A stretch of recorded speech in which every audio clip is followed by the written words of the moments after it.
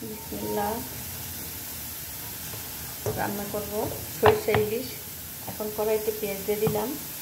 এখন দিব সরিষার তেল 2-3 চামচ পরিমাণ তেল দিলাম। দিয়ে দিব এখন পেঁয়াজ বাটা।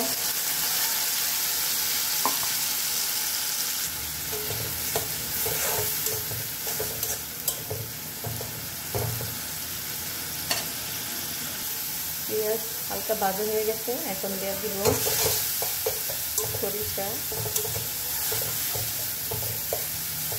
সাদা সরিষা বাটা। দিয়ে দিলাম কয়েকটা কাঁচামরিচ।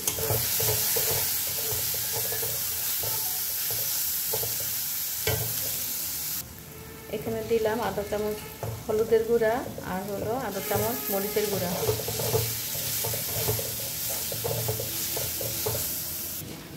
অল্প করে পানি দিলাম। দিয়ে দিব এখন টক দই।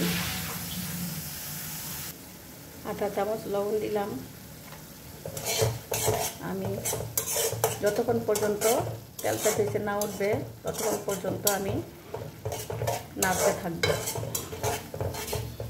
যাতে করে লেগে না যায়। সরিষা কষানো হয়ে গেছে, তেল ভেসে উঠছে। এখন আমি পানি দিয়ে দিব। মাছগুলো দিয়ে দিলাম। মাছগুলো যাতে ভেঙে না যায় আস্তে আস্তে উল্টে দিলাম। এখন দিয়ে দিলাম পানি অল্প করে।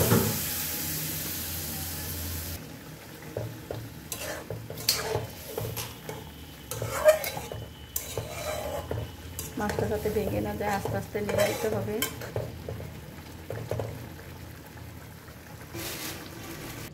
তেলটা উপরে উঠে আসছে।